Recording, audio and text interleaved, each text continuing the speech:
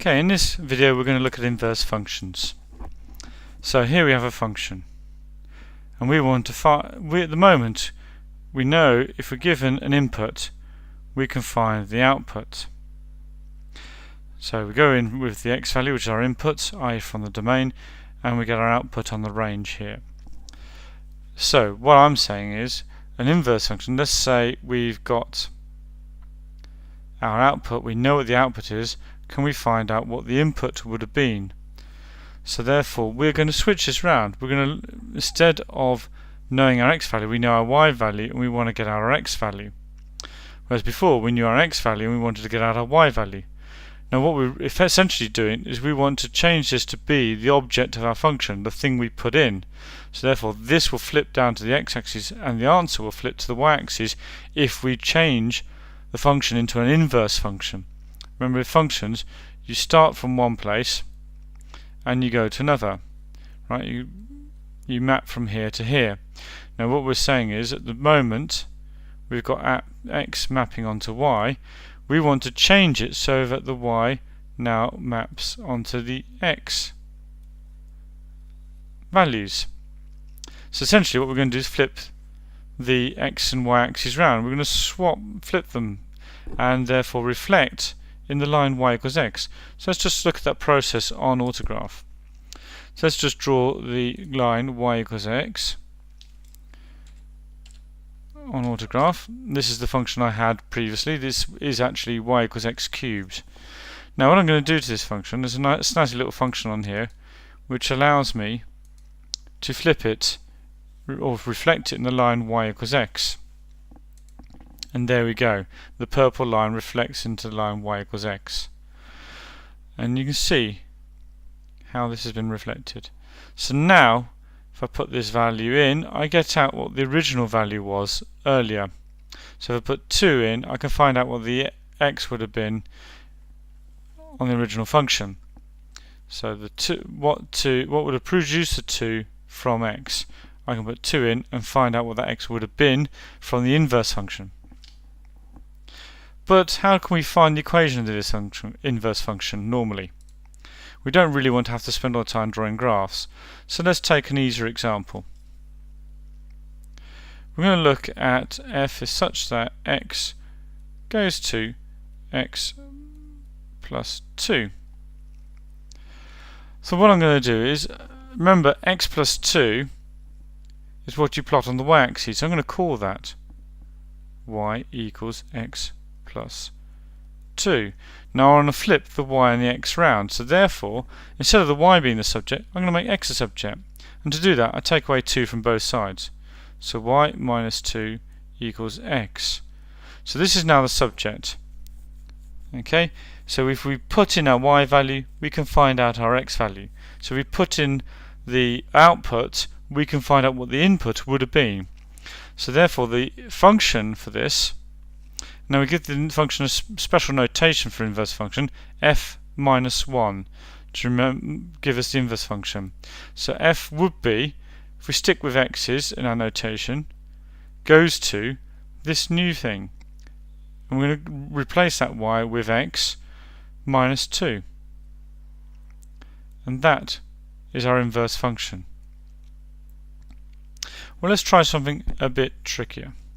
I'm just going to give myself some more space. Here we go. So let's have a look at the function f is such that x goes to, let's try a reciprocal one, 1 over 1 plus x. So let's do that process again. Y equals 1 over 1 plus x. We want to rearrange this. We want to get x on its own and y on the other side. So let's times throughout by 1 plus x. So we get y, open brackets, 1 plus x equals 1. And just I need to give myself a bit more space again. And we're going to multiply out the brackets. So y times 1 is y, plus y times x gives me yx equals 1. get the y's the other side. Well, we can get this y to the other side quite happily because it's got no x's in it. So we're left with yx if we subtract this y, and we subtract the y from the 1, we're left with 1 minus y. Now we've got y times x, get x on its own, we divide by y, so we get x equals 1 minus y over y. So we've swapped everything round. Okay, we now know how we can get the input given an output.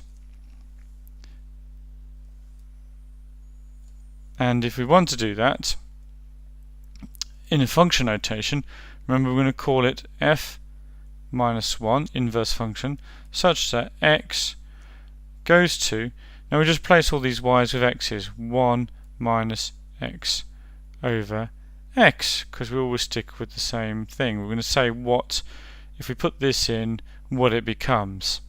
Alright, so these are actually our new inputs with this function, and we're going to put the input and get 1 minus x over x. Now what does that all mean? So let's just think about our graph when it comes to domain and range.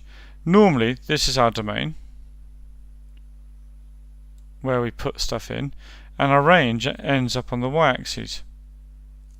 Now if we've reflected in the line y equals x, then these are going to swap. Okay, so therefore the domain of the inverse function is the range of the original function, and the range of the original function becomes the domain of the inverse function. So if we go back to our original function up here, let's look at this. Our domain, what can we put in this? Well, if you think about it, we can't have a 0 on the bottom, because 1 divided by 0 we can't work out. So the domain for this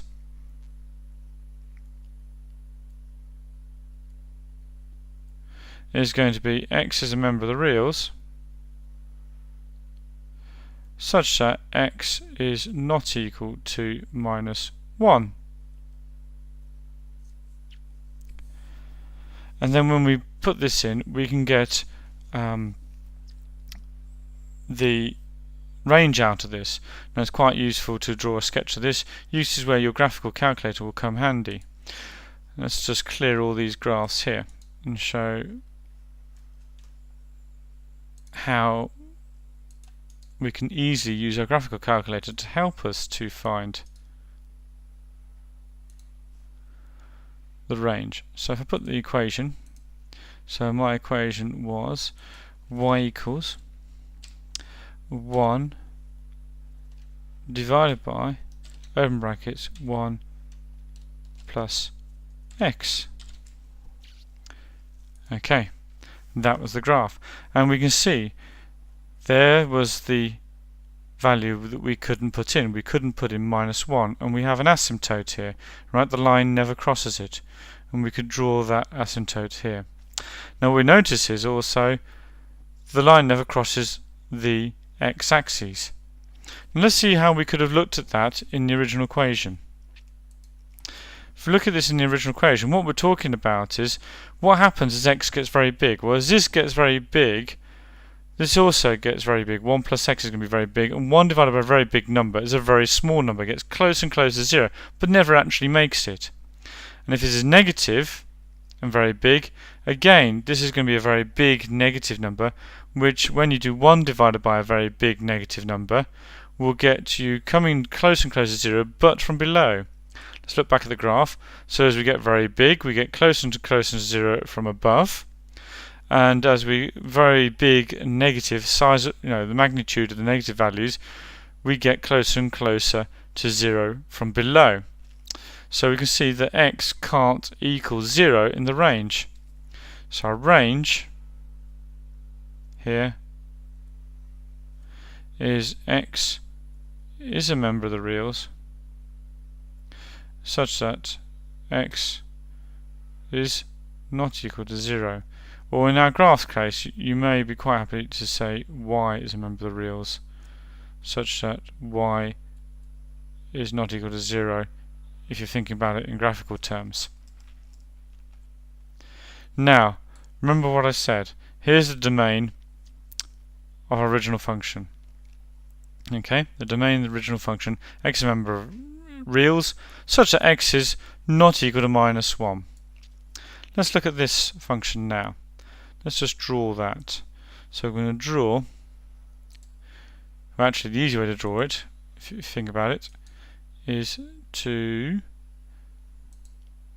flip it in the y equals x line, which is what I've done here. Let's just check that that works. That comes out the same as our equation. So let's enter another equation, and hopefully it will be directly on top of that. So, sorry, I've just forgotten what it was. 1 minus x over x. So let's type that in. Open brackets, 1 minus x divided by x, and I've got to make that equal to y, haven't I? And notice this has changed colour. It's exactly on top. There was the reflection blue. It's now changed to this purple line, which I've just drawn in, and it's exactly the same. So our graphs agree. Now what do we notice? We notice that we can't be minus 1 on the y-axis. So the range doesn't allow us to be minus 1, and the domain x can't be 0. So previously our domain was x minus 1 and our range was not equal to 0. Now, in the inverse function, we have a domain where x is not equal to 0 and a range where y is not equal to minus 1. We can see the domain not equal to 0 works in this, because if you put naught into here, you will get 1 minus naught over naught, which is not calculable. Right, so let's look at how we could have looked at this equation without drawing the graph and decided what happens as x gets very big. So if x is very big and positive, we've got minus x taken away from 1, so it's going to be fractionally less in magnitude than this. So we're going to have a negative number because this is negative. That's 1 is going to be inconsequential when we compare this to infinity. This is going to be negative and this is going to be positive. But this is going to have magnitude slightly less than this because of that plus 1. So therefore, this is going to be getting closer and closer to minus 1, but it's going to be slightly less in magnitude than minus 1. So it'll be slightly above minus 1. It seems a bit illogical, but it's because of the negatives. And as we can see, it tends to minus 1 from above.